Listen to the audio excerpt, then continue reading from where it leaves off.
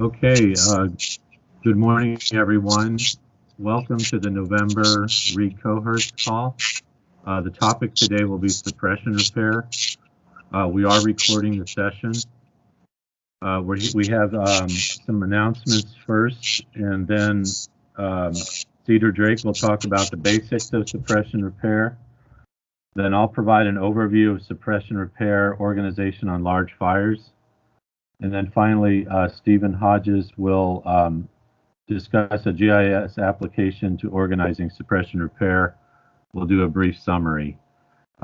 We're asking you to hold your questions until the speaker has completed. There will be time allowed after each speaker for questions. We'll also have time at the end. And you can also put questions into the chat box at any time. So the first item is announcements, and the floor is open. Does anyone have any announcements? I don't personally have any.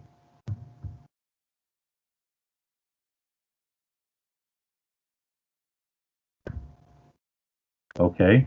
I'll turn it over to Cedar then. And Cedar, would you introduce yourself first before your presentation? Sure. So my name's Cedar Drake. I work in North Cascades National Park, and I've been serving as resource advisor for 11 seasons now. And this summer, I was out on the Woodward Fire, Cameron Peak Fire, Colorado, and then as well as the North Zone of the August Complex as a lead read on all those. And something I like to do at the end of every season is sort of evaluate, the course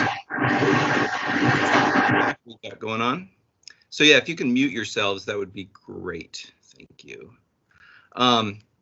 Something I like to do at the end of every field season is just kind of sit down and sort of capture my thoughts in terms of things I've learned. Always trying to improve in this job, as I'm sure many of you have experienced. There's just a lot to learn, and really every incident is different, and every one you learn something new.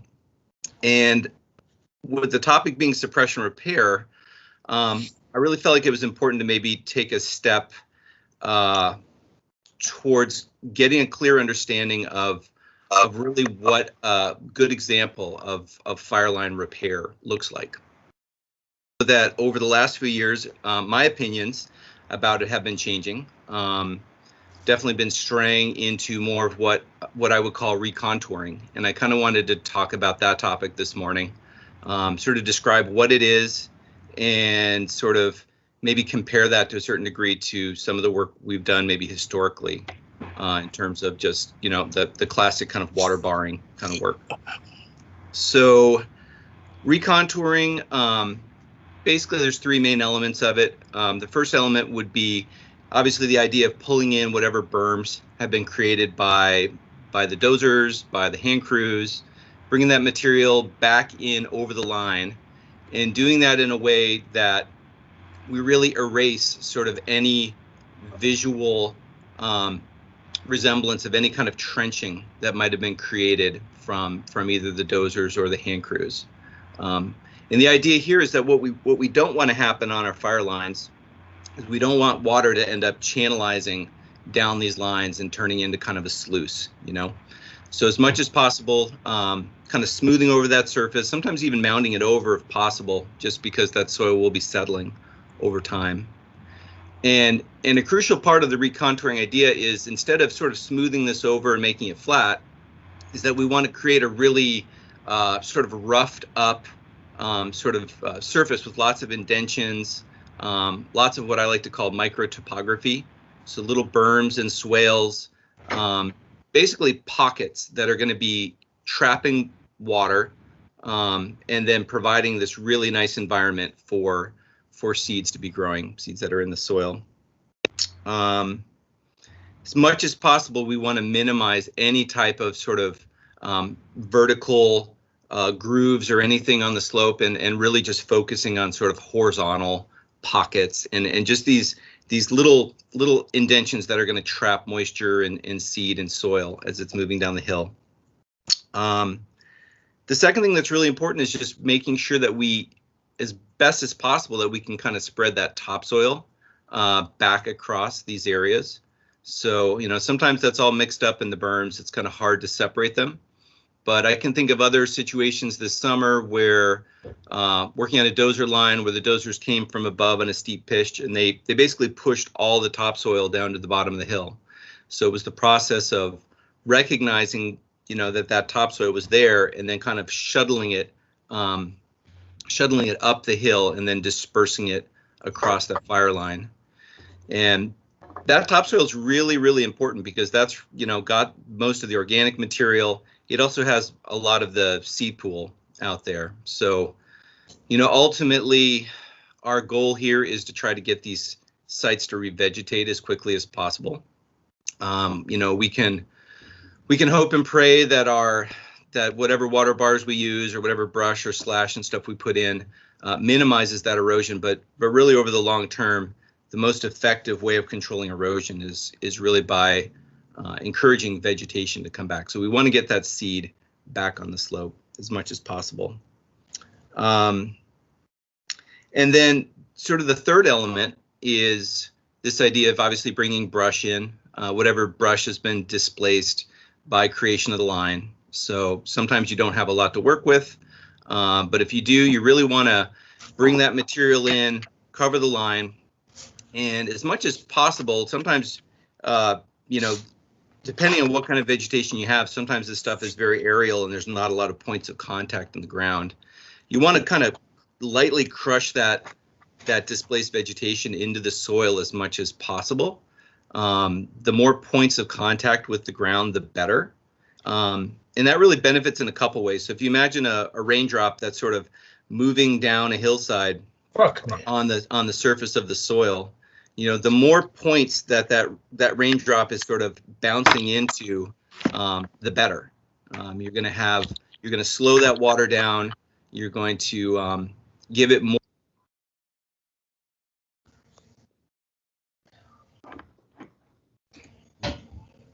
Let me unmute myself. There we go. You just want to really encourage that water to stay in place as much as possible. What we don't want is stuff to run down the slope. So by crushing the material, creating more points of contact with the soil, it basically is going to slow down whatever kinetic energy that water has on the surface of the soil and encourage it to drop down.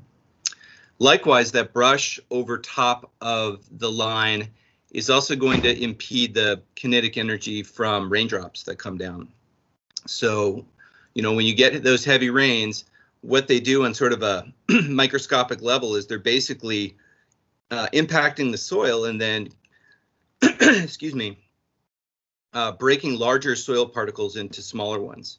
And then the smaller your soil particles, then the easier it is for that soil to be carried into solution, basically, as sheet erosion down the slope. So whatever kind of barrier that we can put on these lines to just prevent and lessen that impact, the better. And then, of course, the third thing is just really recognizing that, particularly like late summer, early fall, a lot of times when we are conducting suppression repair, all this brush and vegetation has a lot of seed in it. So again, that's really the quickest and perfect way that we can control erosion is by getting the vegetation to regrow in those areas. So very, very critical to get the brush in there and then, lightly crushing that down into the ground. So, water barring is part of recontouring. I see water barring as being like a tool in our toolbox during suppression repair. I've found over the years that I'm using it less and less frequently. I'm not necessarily advising that we follow the standard that, every X amount of feet at this slope, we're going to put in a water bar. I certainly use water bars, particularly if it's above an area of some type of resource concern. So there might be a road below that you're protecting. There might be a creek or a water source that you're trying to prevent erosion from getting into. You might have a cultural resource site, arc site or something that you're trying to protect. So it's certainly not that we shouldn't be using water bars at all, but I would encourage people to think about reducing maybe the use of those and saving those for like really necessary and critical repairs. The reason for that is that water bars do have a tendency to fail, particularly if they're not constructed correctly.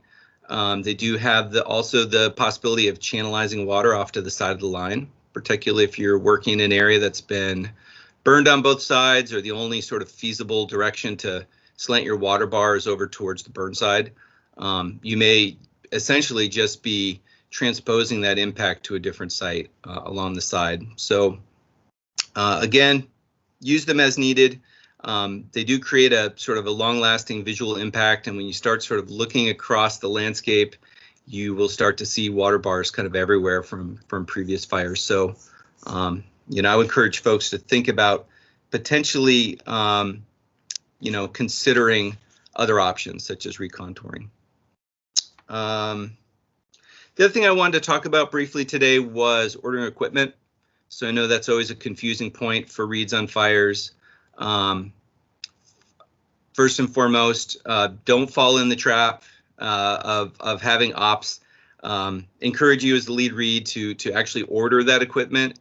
Just remember that ordering equipment is an operational decision, and as a resource advisor, you don't want to be the person who makes the wrong decision, orders the wrong equipment, which can have a huge sort of economic and operational impact on the incident. So important to understand equipment, important to understand what would be the right tool for the right job.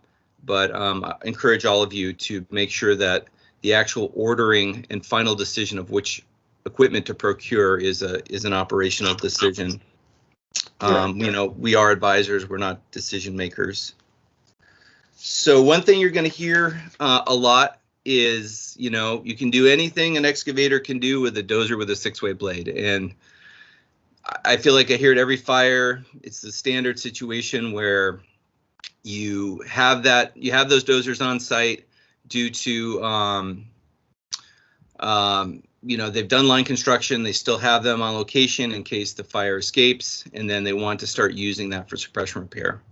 There is a time and place for using dozers for repair work, particularly wider lines. If you have a line that's, say, 5 or 6 blades wide, or something like that, it's very useful using these in conjunction with excavators to basically pull the burn material out towards the middle of the trail. The dozers can kind of feed that out. The excavators can spread them around a little better.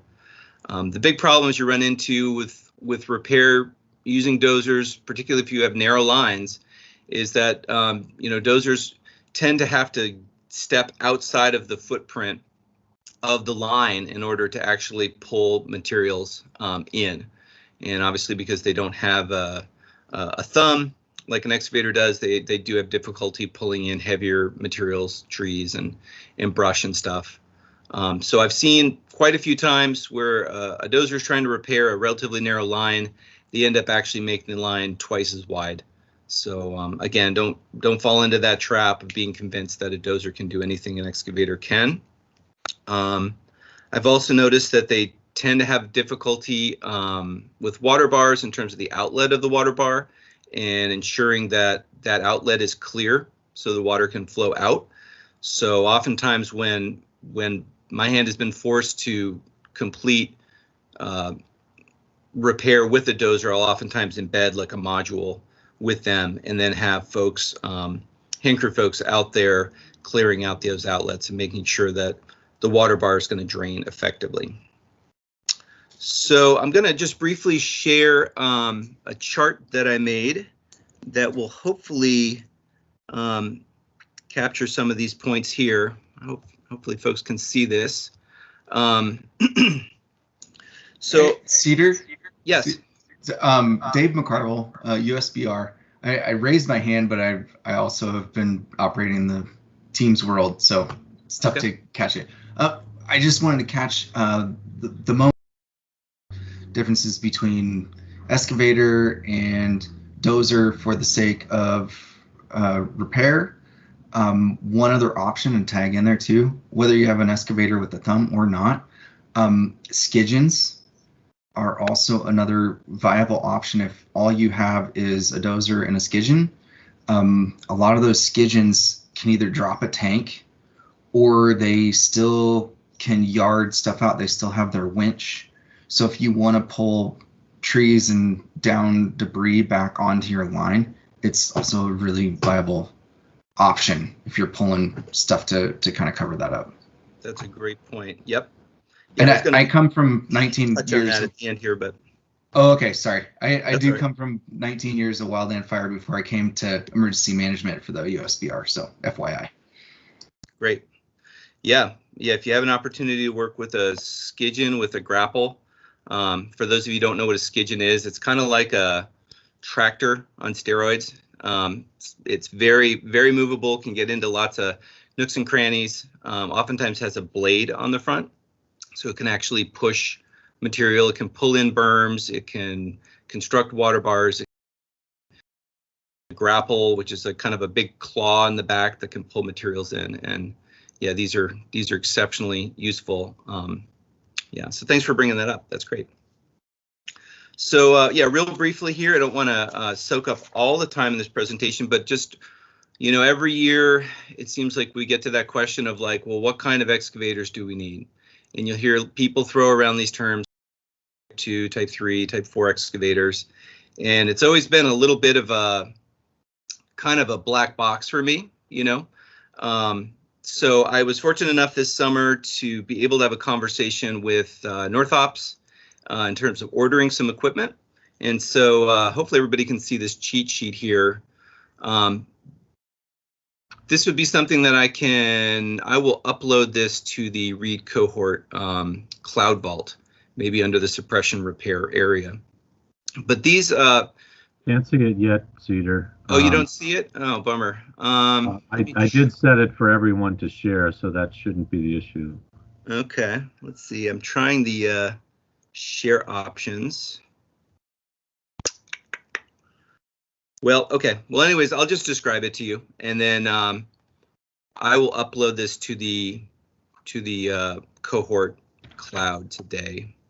But in any case, what is on the sheet is basically a list of the different types of excavators. They're generally rated by both horsepower and weight. So when someone says, you know, what type of excavator do we need? This is basically a range of horsepowers, a range of weight classes. Typically, for most repairs, we're going to be looking at type 2 and type 3 excavators. So it's typed the same way that really any other resource is in fire. So type 1 is the largest, type 4 is the smallest. Most of the lines that we're working on are typically going to be type 2, type 3. And some of the things you need to think about in terms of typing out that equipment is, of course, the higher type you have. If you have a type 1 or something, you're going to have more horsepower. You're going to be able to lift more material. You'll have a larger bucket. You'll be able to move more soil. But sort of on the downside there is you're going to have obviously a wider machine. So if you have a narrow line, it's going to be very difficult to maybe even access that line. Likewise, if you have a larger machine, you may have issues with crossing bridges, not only from a weight perspective, but from a width perspective as well. You also have restrictions in terms of being able to swing the boom around in like tight locations and stuff. So very rarely do we use type 1 excavators. Maybe the exception would be really, really wide lines or areas that are open, like sagebrush country or something, where you don't have a lot of restrictions in terms of vegetation along the side of the line. But again, most of the excavators we're using are type 2s. I'm really a big fan of kind of the smaller type 2s, larger type 3s, particularly for 1 to 2 blade wide lines. And then there's some kind of specifications that you may want to think about adding into that request as well. So, for example, in terms of the thumb, I always thought a thumb was a thumb, but I learned this summer that actually you can have a fixed thumb or you can have a hydraulic thumb. Hydraulic thumb basically means that moves independently as well, gives the operator a lot more options in terms of being able to pick stuff up, whereas a fixed thumb obviously doesn't move. Another consideration would be what's called grousers versus soft track.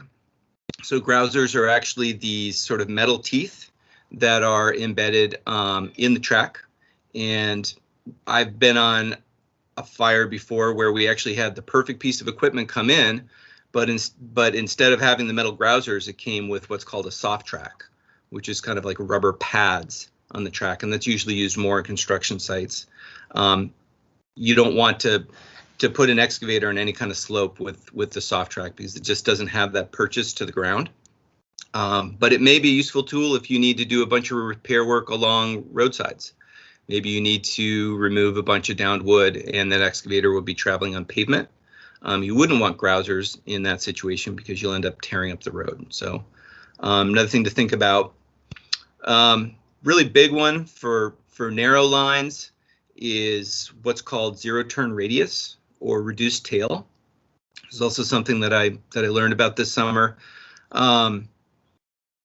Most excavators that you see, they basically have a big counterweight off the back end of them, so that when the excavator reaches out with its bucket, the counterweight prevents it from tipping forward.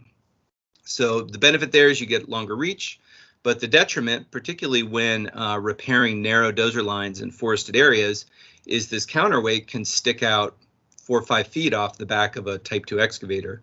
And if you're in a narrow line, as that excavator turns within its footprint, it will actually start knocking down trees around it, and you'll get a lot of sort of additional damage during repair. And obviously that's the last thing we want to have happen. So it's very important when you're dealing with narrow lines to also request equipment that is either zero turn radius or reduced tail. It's the same thing, and it basically means that the cab of the excavator spins within the spatial area of the tracks. So you basically can spin around in a circle and you're not going to impact anything. So last thing is blades. You can also get some excavators that have a small blade on the front, similar to the Skidgen that I described before.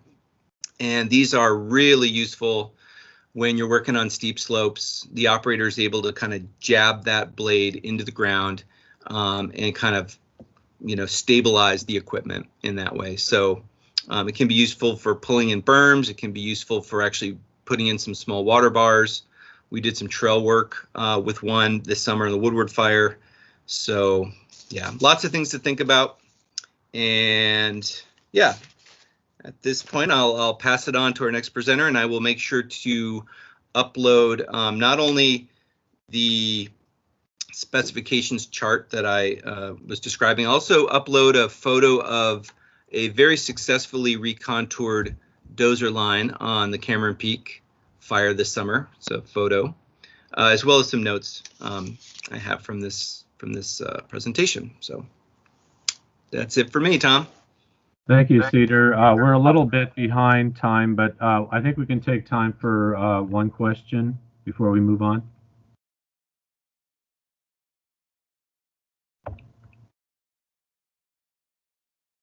Okay, thanks again, Cedar, and we'll move on to my talk. I'm Tom DeMeo. I'm the regional ecologist for the Forest Service in the Pacific Northwest, and I did 2 assignments on the August Complex as lead season.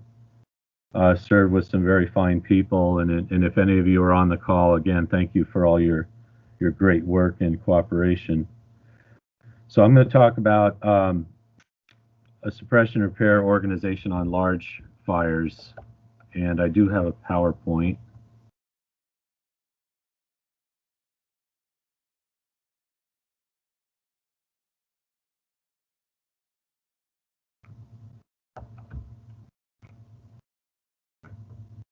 Okay, can somebody, verbally confirm they can see that?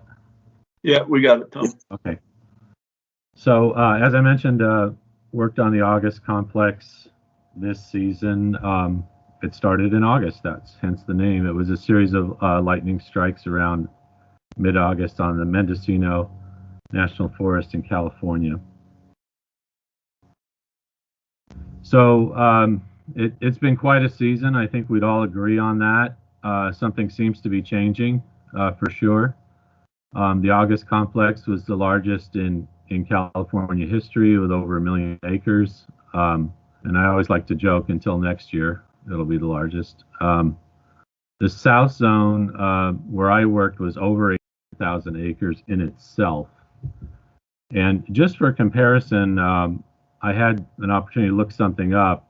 In 2006, which was only 14 years ago, all fires, which is over 8,000 fires, combined in California, totaled about 790,000 acres. So with just the South Zone of August, we had more acres burned than in all of 2006 in California. So something's changing.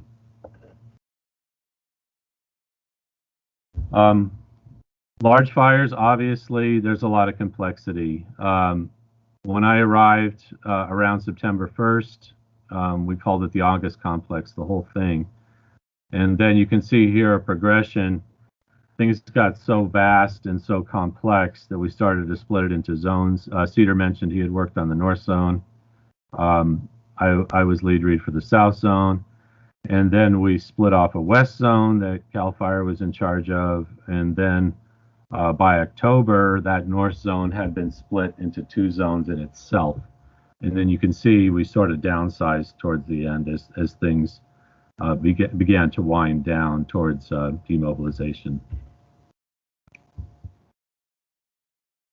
So just like large fires can create their own weather, they create their own bureaucracy too, and you need more folks in coordination positions on these really big fires. So in October, I came back on my second assignment, and I was very fortunate to work with some fine people. The liaison officer, Christina Akins, and then the forest supervisor also brought in a long-term rehabilitation planner. In the first few days, I was kind of scratching my head. That was Randy Lennon, and I was kind of wondering what he was going to do. But over time, I got to really see the value of that position as training all of this work for the long term. Because, you know, on assignments, we stay 2 to 3 weeks, but Randy was going to stay, you know, at least 2 months on assignment and track everything into the future. A bit more on that long-term planning later. So I was the lead read, and then we also had lead reads for the east and west sides of the fire. The fire was so vast that the reads were all in different places. They were not coming back to a central location every night. Sometimes they were staying in a camp on one side of the fire. Sometimes they were going home at night.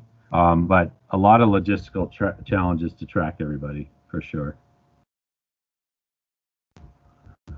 We had our work cut out for us in suppression repair. There were hundreds of dozer lines, and in some cases they needed different specifications for repair, and Christina did a really good job of organizing that. We sort of had a standard repair, and then we had a limited repair so that those lines could be reopened in the future. There were considerations for archaeology sites, wild and scenic rivers, wilderness.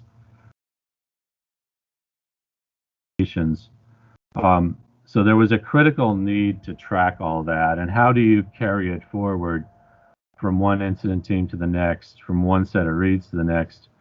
So Christina set it all up in Art Collector, that we were able to have one map that everybody was entering to and tracking over time. And during this season, one thing I learned is we really need to all get on board with Art Collector and not use Avenza for this. I struggled to figure that out on my first assignment, but by the second assignment, I was a firm convert. So now, when I bring reads onto a fire, I ask if they know Art Collector. If they do, that's great. That's an attractive skill set to have on your read team. If they don't, I tell them, well, we're going to train you right away. It's not particularly hard to use, and we all need to be on board with that. So I'd really encourage you, if your skills are limited in Art Collector, in the off season take trainings in that. GTech in Salt Lake City is always offering online courses in that, and they're well done. So everybody needs to get on board with that. So what were some of the strengths of our effort? We have a well-integrated effort. Like I mentioned, we worked as a really good team with Randy as the long-term planner, the liaison officer, Christina Akins, and myself, plus lead reads on the ground for the east and west sides. And on a really big fire, you need this organization, and you kind of cross your fingers that all the personalities are going to mesh and everybody's doing their job right. And I think we were very fortunate that we all worked together really well. Things functioned as they should. I mean, there's always bumps on the road and logistical challenges, but we all worked together really well.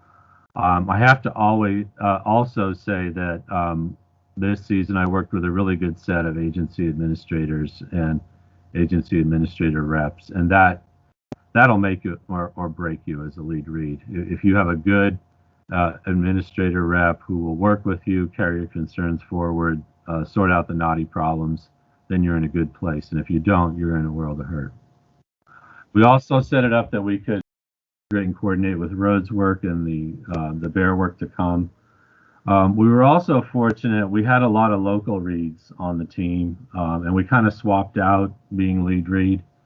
They all kind of took a turn at that, and it was really fortunate to have local archaeologists who knew the ground, local silviculture, timber expertise, hydrologists that really knew the forest, and that was a great asset. We also did a really good job on the art collector map, and I have to credit Christina for that. And I would match our work against anybody's. That was really well set up and provided a roadmap for the future. We also had some opportunities for timber retrieval and deck sale, less so than on the ranch fire, which had been 2 years previous, but we were setting that up. So challenges. On such a vast fire, communication and internet were a key challenge. In a lot of locations, reads had spotty or no internet access, which is an issue when you're using our collector. You need to be able to synchronize that and get to the internet at least at regular intervals. And that was a constant challenge. And as camps came and went, and our internet came and went, and so it was a constant challenge, but somehow we managed. It's a really huge area, hundreds of dozer lines, resource concerns. They're really going to be repairing the forest for years. There's so much work out there, and frankly, some lines that were not done well, particularly early in the fire. So there's a lot of repair to be done. Maintaining continuity will be a challenge. As I said, it was good to have that long-term planner, Randy Lennon, involved. It's also good to have the forest involved in taking ownership of this. And then there's always wild cards. We had everything set up in collector, ready to go. We had equipment lined up. We had a special kind of drone that was really good at collecting data remotely. We had that for 1 day, and then we thought we'd have it for 12 days. And then the fires in Colorado and Arizona blew up. We lost our incident management team. They were timing out anyway, to be fair. But we lost a lot of our equipment. We lost the drone. And so despite your best planning, things can go south. What were some opportunities that we either took advantage of or advocated? From the beginning, we really wanted to set up the forest for long-term success. We were always thinking about the future and what was that planning, what was that rehab repair going to look like, a month from now, 6 months from now, a year from now, 2 years from now. So we were trying to not just do our 2 weeks. We were trying to plan for the long term. One of our agency administrator reps recommended QIC contracting. I'm not a contracting expert, but it's a way to set things up and get work done into the future after the incident teams leave. And then, of course, to look for special funding. At least there for a while, fires were front and center in the news, and Congress was paying attention, and it's an opportunity to get special funding. So my last slide, I think. What were some of the lessons learned? I could probably talk all day about this, but just keep it short. An organization as big as this can work well with the liaison officer, with the long-term planner, with the lead reads. If those people are all skilled and they have a cooperative attitude, and we were fortunate that we had all that. As I've said earlier, organize the work in Art Collector, and that's your long-term plan and tracking as well.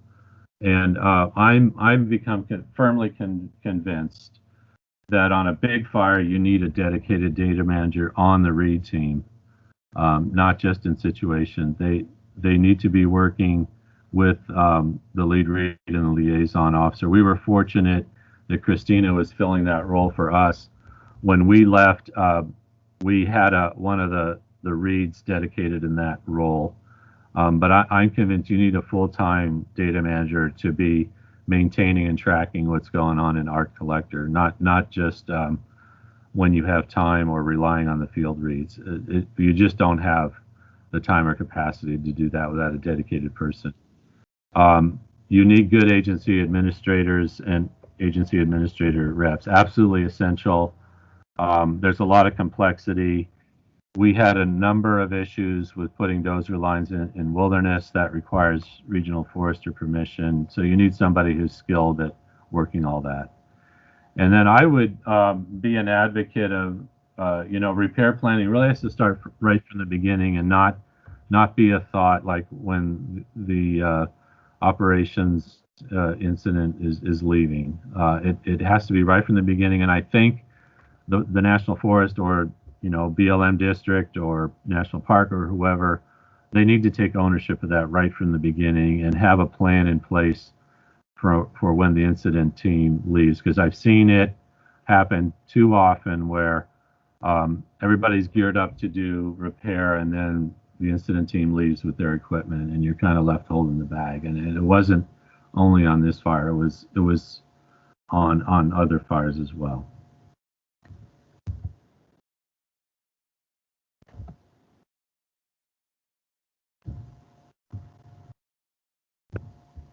So I think we're doing fine on time. Any questions?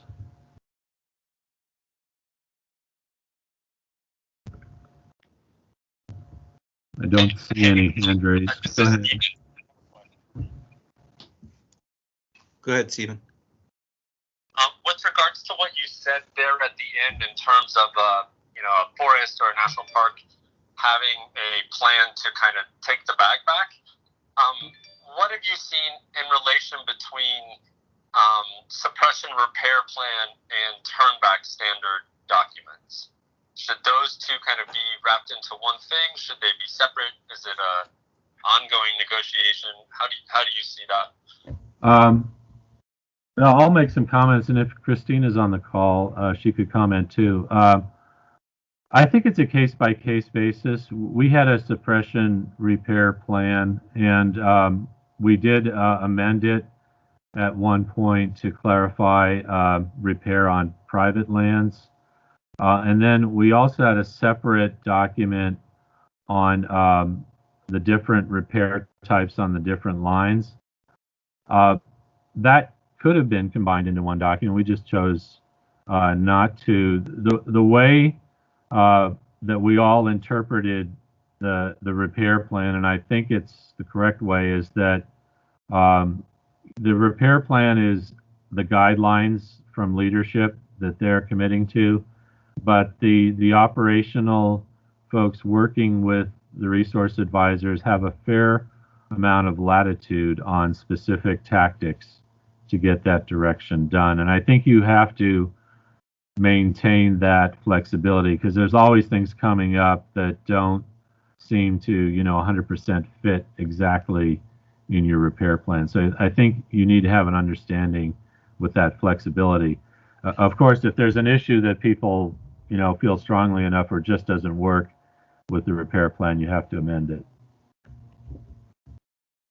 I guess I've also seen that the oftentimes the turnback standards will tier back to the repair plan, in that capacity. So, I mean, the turnback standards are so much more than just the repair plan. It's all the other sort of equipment and personnel and, other stuff too. But what I've oftentimes seen is they'll just basically say, refer to the repair plan, and then, we're committing to percentage of repair that we're going to complete. So.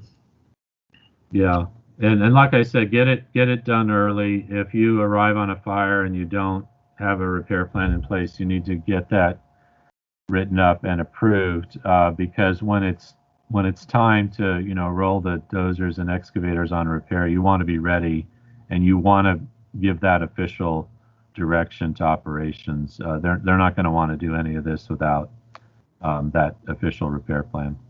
I would even encourage really every home unit to create their own sort of template for repair plan and basically have that on hand. I carry my own. I basically kind of collect repair plans, and every year I have my template that I travel with and I improve it. And then when I get to an incident, if they don't have sort of a programmatic one, I'll just go and sort of basically delete out stuff of my template that's not useful, vet that through the local agency, and then just really isn't that much work to produce it then. So. Yeah, you can usually use a previous repair plan as a template, and again, allow that flexibility in the plan, because there are always things that will come up that don't quite seem to 100% fit. So I'd be a little leery of an overly specific plan, because you can always have a supplemental document on turnback standards or on the specifics. And I think you have that direction from the leadership to do that. Hey, Tom, I think this year poses a whole new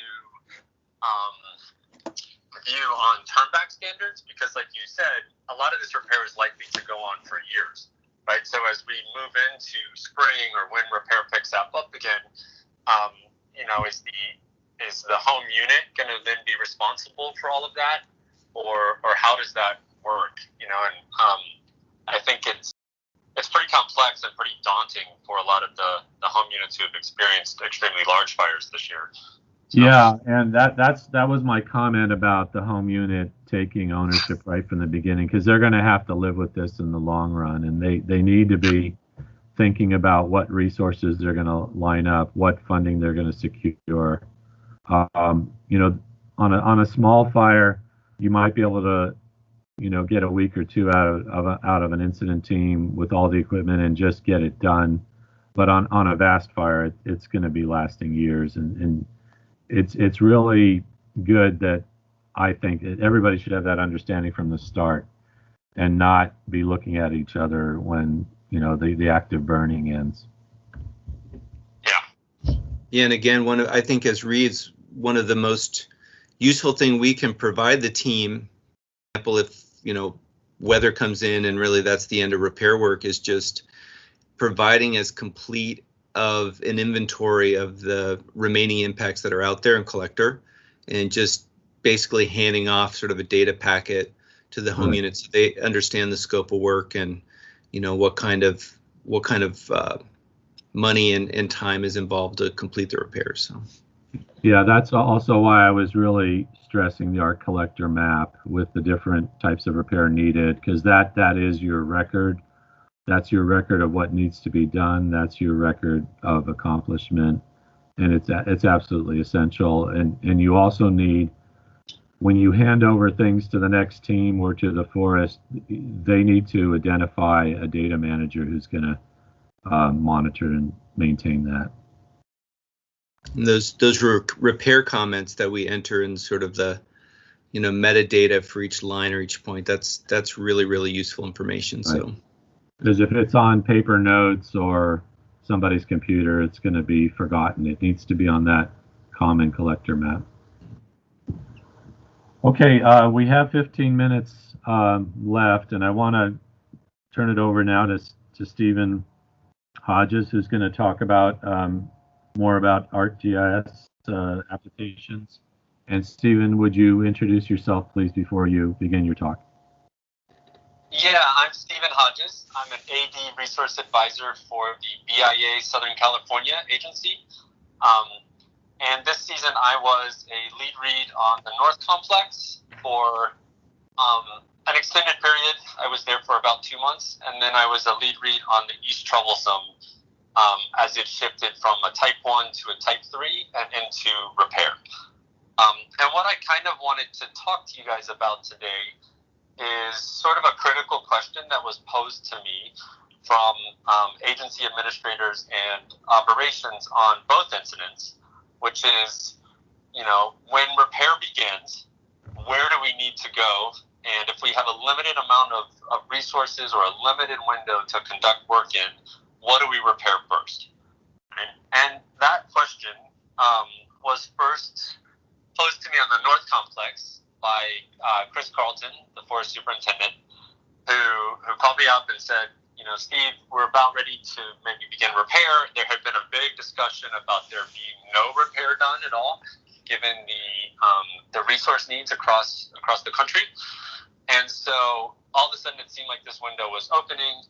He called me up and said, okay, I need you to let me know where repair should begin, what they're going to do, what equipment we need, and where they're going to go. And I have to admit, I was pretty overwhelmed by that at first. And so through a series of conversations and evolving expectations, we kind of came to a mutual place of what those critical values were in terms of and how that process should occur. One thing I will tell you guys, I can't fully do this justice because I've just recently gotten home and I'm still in COVID quarantine, so I don't actually have access to my computer. So we'll do the best I can. So one of the things that in the planning box for the North Complex fire, which was a really large, very, very difficult, very complex fire, I think we had 15,000 different resource values between wildlife, botany, cultural, heritage, rec, hydrologic features. There was an enormous amount of data, right? And the responsibility of the reads when it comes to repair primarily, right, is to identify those places where there is intersection between resource values at risk and operational suppression impacts, right? So one of the first things we did was to run a broad intersect analysis and understand, right, that's just an initial stab at it. Some things you're going to know clearer than others, where you see dozer line intersecting, with a stream or, a major water feature. Things of that nature are going to be a little clearer. Archaeological impacts, really should always be ground truth. But as just a starting point, we ran an intersect analysis to try to figure out what our impacts were. Then the question becomes, how do you prioritize repair in that context and in the broader context? And it's important to remember that just like what Tom and Cedar have been discussing, reads are frequently now addressing the entirety of repair, right? And what should all of this look like? We're helping draft the suppression repair plan, which is the types of tools that we have in the toolbox for landscape level repair, right? So you should have a broad suite of things in there that are applicable to different circumstances. One of the things that's really important to remember as resource advisors when we are asked a question like how to prioritize repair is that these fires are occurring, within communities, right? And they're impacting the people who live there. And so one priority, and this was made really clear on the East Troublesome, is that the forest really wanted to prioritize repair on private land because they wanted to take care of the community that had been impacted by a fire that came off of their forest, right? So, we should keep in mind that there is a broad suite of socio-economic, political, and natural resource and cultural resources that are present to be considered when we're asked to prioritize repair. Because of the sort of overwhelming nature of what we were asked to provide guidance on, and I'll sort of put this in the context of on the North Complex. I don't have an exact number, but there was 400 to 500 miles of dozer line, maybe more. Total repair features well over 1,000 miles, probably 1,000 miles of road alone. The Plumas is a forest where timber is extremely important, and in the community, the broad community there, timber is a very important industry, and so that's an extremely important value. And the North Complex had an enormous impact on timber and the economics around timber, right? So the way this worked was Chris initially asked me this question, and it took me a few days to kind of think through like how to process such a broad scale, and we might only have 4 excavators. So where do they go, right? And I think, and we use sort of a variety of methods, and it's an evolving thought process for me. But one of the things we did initially was to use our re-GIS team to help formulate a weighted sum model. Cedar, is it possible for them to see the model map? No, I didn't get it. Okay.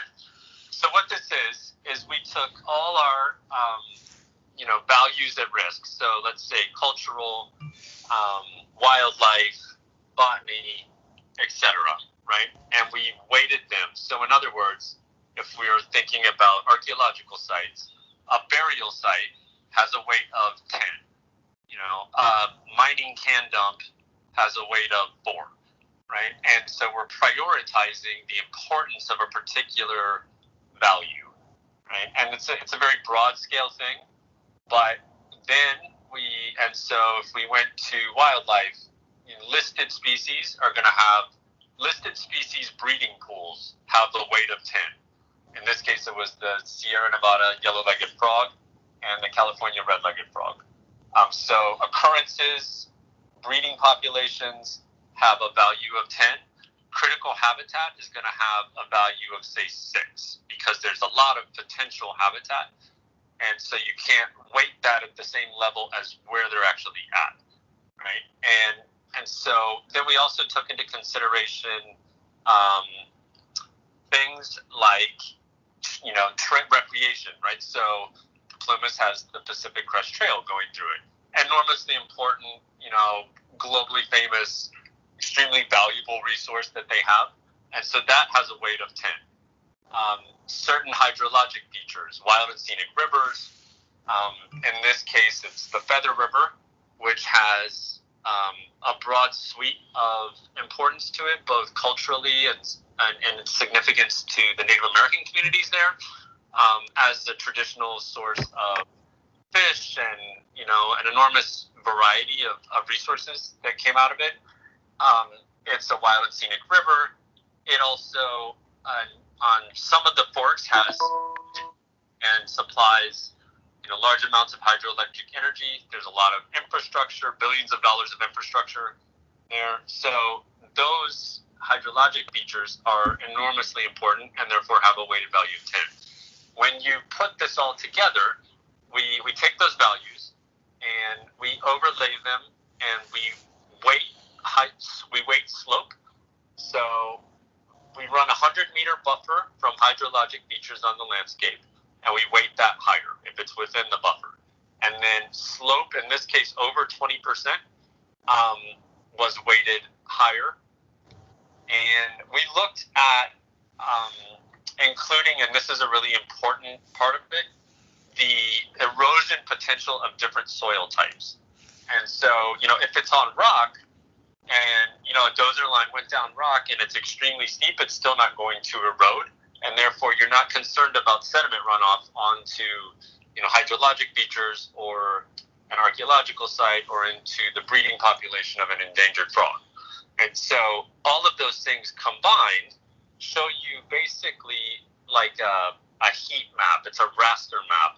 And what you see when you look across the landscape is these particular areas highlighted in yellow or red. And what those represent is where multiple resource values are concentrated in one location.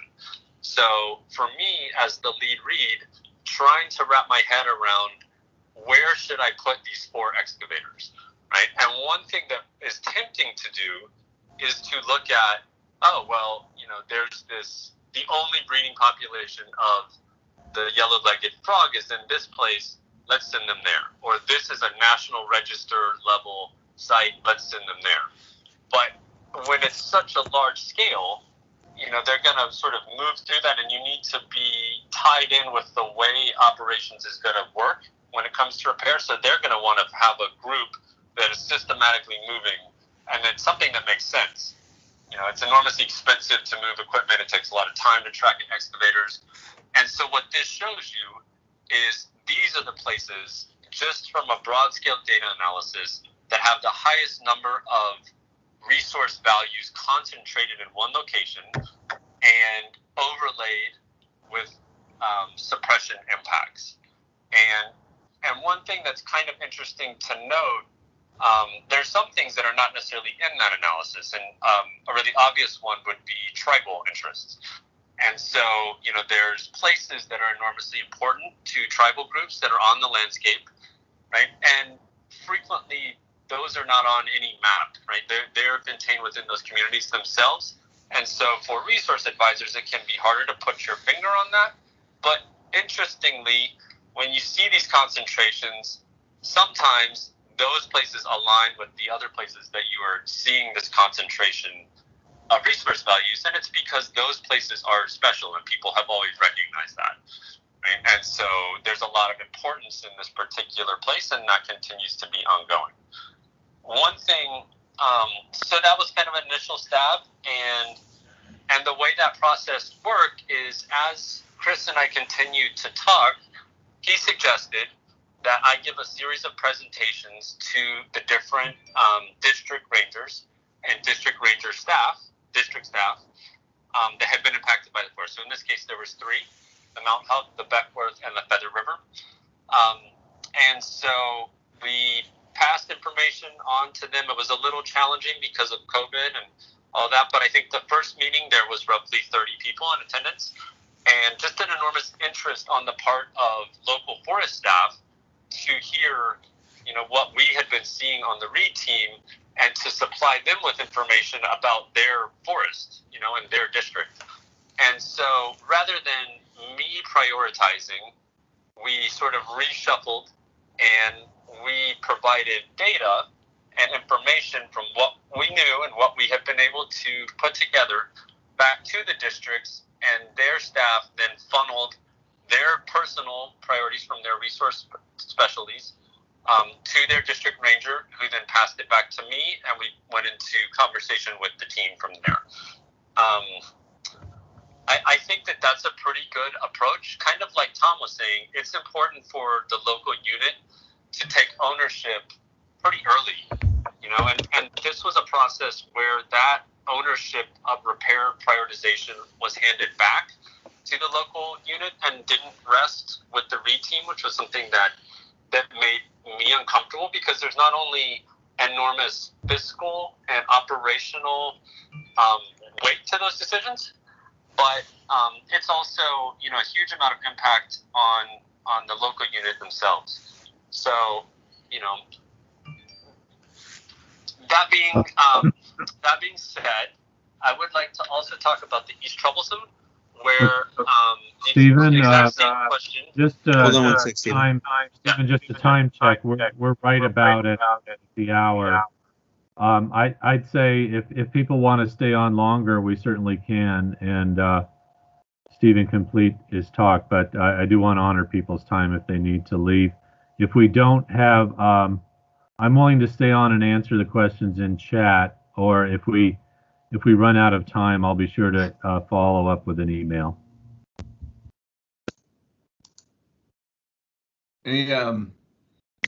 Just so you know, being kind of exterior, I don't have the ability to chat within this Teams meeting, so I can't type something in. Okay. Wanted to say, first of all, thank you very much, all of you. Cedar, I think you brought up some really, really amazing points and broke it down.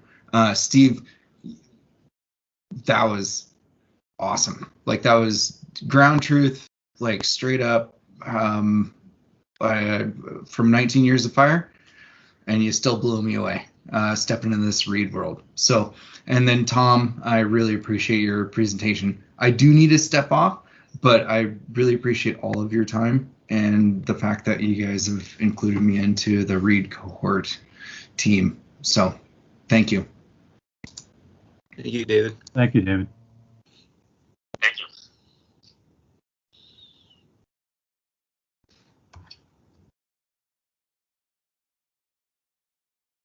How would you guys like to proceed?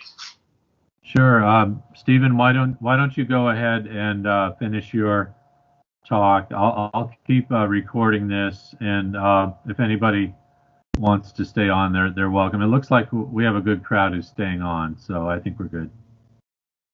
Okay. So, and this won't take more than another 3 to 5 minutes. On the East Troublesome fire, also a large fire with a major community impact. I think on the East Troublesome there was approximately 300 burned down. Major impact, right? And so on the North Complex, the last number I heard was around 3,000 structures.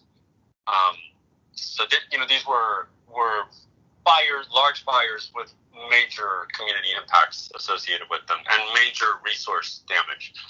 So the same, I arrived, and a couple days later, that question was posed, and luckily, the READ team had already been working on it, and I have to say, all of this that I'm discussing is the product of group effort and just great teams of people. Everybody puts a lot into it, and without them, we're 3 leads sitting up here talking, but it's really the group that provides these products.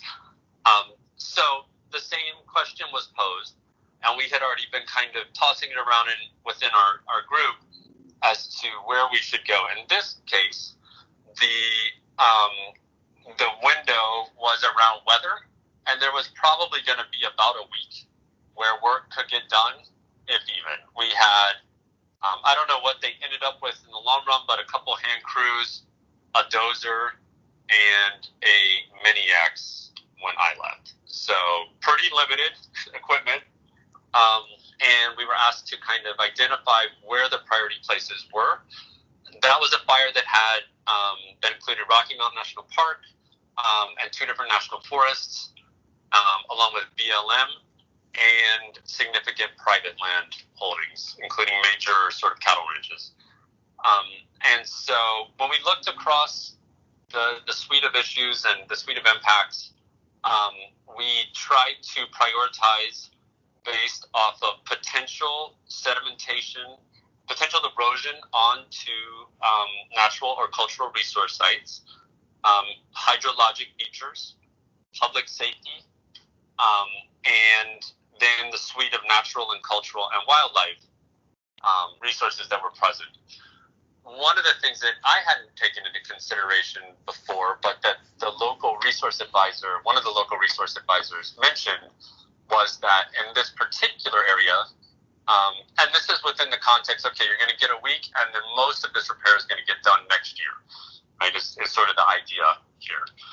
And so the local resource advisor pointed out to me that in this particular area, there was a high concentration of raptor nests, and their fledgling period has a heavy equipment restriction that runs from March through August. So for, that high elevation, that might potentially bump you out 2 years, or work might not ever get done, right? So or you might have to disturb the fledglings or whatever. So that there's a temporal portion to that we prioritize in order to say, like, oh, it's important to get the work done here now when they're not nesting, so that you don't have that restriction in the future. And then we prioritized line that was a public safety risk, in that it was dozer line that was dumping down directly towards houses and highways, where there would be a good chance of mud coming off of that and damaging the home or damaging the road and impacting the community. So that was prioritized. And then an area where they had pushed through a stream repeatedly and sort of fully blocked one of the parts of a braided stream. And that was prioritized based on the fact that it would probably likely cause a huge, debris flow and mess in the spring if we didn't fix it then. So we prioritized those three areas very specifically. More than that done. When I left, they were sort of fully underway, and the dozer operator, I have to say, was pretty amazing. Did some really, really good repair with just the bulldozer. So, yeah, those are two different examples of how we worked through the season and how we prioritized things. And I've had a great working relationship with agency administrators and reads and operations and ICs all season, and a very challenging season for many people. So thank you for your time. I appreciate it. Thanks, Stephen. Any questions on Stephen's talk? I see James Moak has a hand raised. Go ahead. Yeah, Stephen, it's Jim Moak. I was on a large-scale fire this year, and that exact scenario happened where we had the same threat of them just pulling the equipment and leaving a repair to some anomalous later date. But this thing you're talking about, we ran into the exact same question, and I'm wondering if in the future you see, like, as we start to recognize what a value at risk is and like what lines need to be prioritized just because they're going to be a problem. Is this something in the future you think we should be denoting in collector, or we should look into getting them to add something into the schema, like a ranking system for high priority repair lines, especially in these years where we've got fires everywhere and there's no equipment anywhere? Or is the solution just to have the local knowledge tied in with us so we know what their priorities are? It's a great question. I mean, one thing I think, first off, Jim, it's good to hear your voice, man. I haven't heard from you in a while. Second, I think that there's a number of different considerations of both prioritization, but also strategic line rehab. So kind of what Tom was referring to, where certain line gets repaired to certain specs because it's likely to be reopened again, and there's kind of a variety there. Those are also things that need to be spatially generated somehow, but that you might not want on collector. The thing with collector is that it is, nationally shared and nationally accessible. So certain things you might not want on there if it's kind of an ongoing discussion.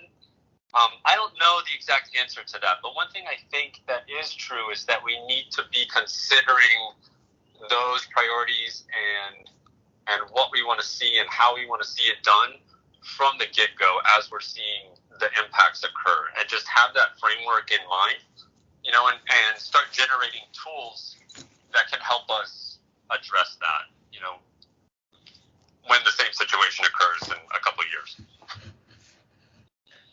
Next year. Mm-hmm.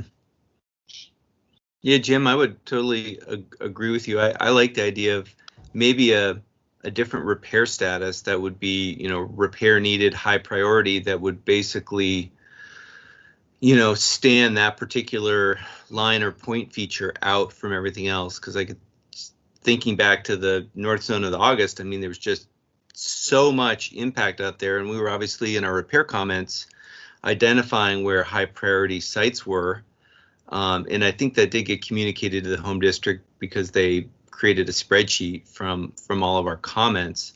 But it would be nice to be able to sort of very quickly and visually see lines that we identified as like, hey, these are the things that we really need to deal with immediately from a kind of visual perspective. So.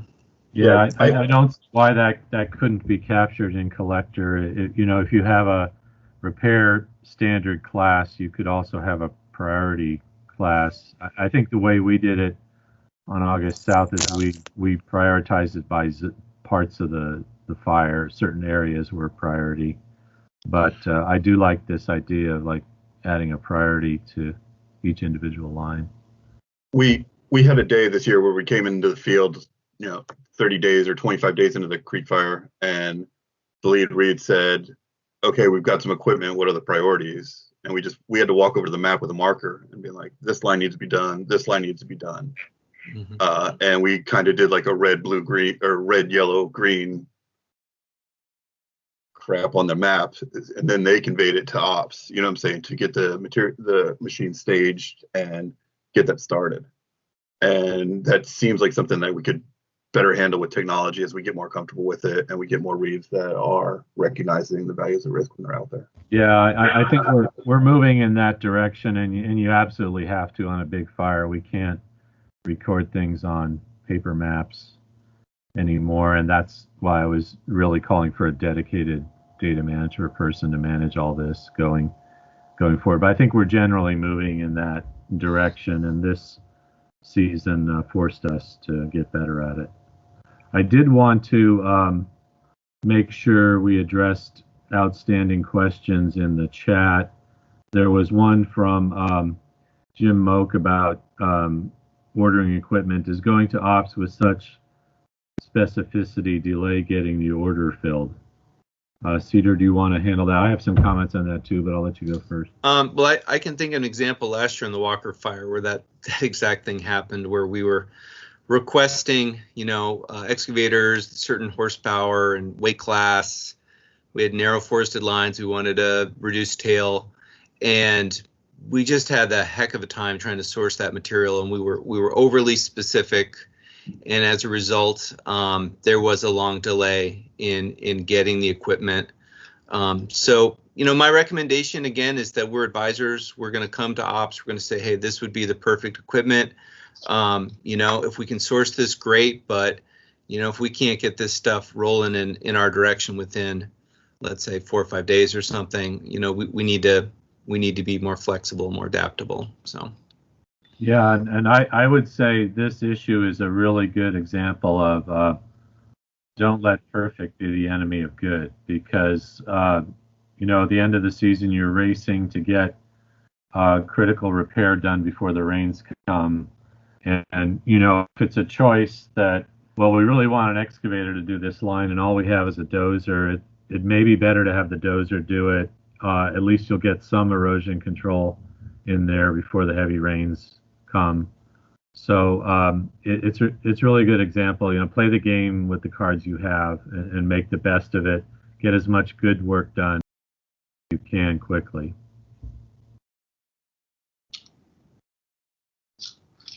There were some comments about collector being a good tool, but not working because of lack of internet access or because the system was overloaded. I certainly respect that. I think the answer to that is we need to up our game on capacity and make the software work better and not abandon it. I just really don't see how you're going to do it any other way on a big fire. I think Avenza, which I used for years, and I'm a big fan of, it just doesn't have that long-term tracking capacity. And paper maps are easily lost or in the transition. But it's a good comment, and I'd be the first to admit internet access is a real stumbling block with using collector, no matter what. Particularly, when reefs are going out in the field with their offline area maps, folks are not able to download that most recent copy of that map. It's The problem you get with Collector where you start writing over each other's stuff is if you start using maps from a few days ago and multiple people are, entering data in the same metadata sections there, you end up just writing over each other and data disappears and everyone gets frustrated and they, want to walk away from it. So yeah, Cedar, you bring up a really good point, and I think as a fire organization, we need to get better in that transition from one team to another. We had a problem where we transitioned from one team to another, and there weren't permissions given on the map, so some of them were not accessible, and it took a long time to sort that out. I don't know if they ever fully sorted it out. So there needs to be a better transition from one team to another, because there's a real temptation, like I'm out of here and it's not my problem anymore. Mm-hmm. But I think we as an organization, we need to insist that handover is done well. If I could just add on one other thing, which kind of ties back to Jim's earlier question, that there is the collector map, right, where everything is pouring in, whether it's operational or repair, or everything is held in the same database, and then products are generated out of that. So, the suppression repair map is, a byproduct of the whole incident collector, where that has, dip sites and aviation and all that stuff in it. So there's no reason that we can't generate other products as well out of that same database. So, for example, we could be entering in repair prioritization, but generate a separate sort of repair planning map that had, specs and other details and priorities and, things of that nature, so that the single map doesn't become overly complex. Because that's part of the problem, is that when you try to have multiple, spatial or color attributes associated with the same line, it gets difficult to represent. So that would be one avenue that we could kind of start generating maps that indicated where we want prioritization, indicated differences in repair specs. For example, where you have line that is going to stay open or line that's going to be only partially closed, those things could be represented on a separate map, and then your repair map wouldn't get quite so convoluted. Okay, we've gone well over time, but I think it was valuable. It was a good discussion, and I thank everybody for staying on and staying with the conversation. I'd also like to thank our speakers, Cedar and Stephen. I think this was a really valuable session. It is recorded. It'll be posted to the Cloud Vault. Also, my PowerPoint, Stephen's table, the photos that Bill Goodman sent in, those will all be posted to the Cloud Vault. We'll see you next month. I don't have any details yet on the December call, but I'm sure we'll keep you informed. So thank you, everybody, and enjoy the rest of your day. Have a good Thanksgiving. Hey, thanks, Tom. Thank you all. I appreciate it.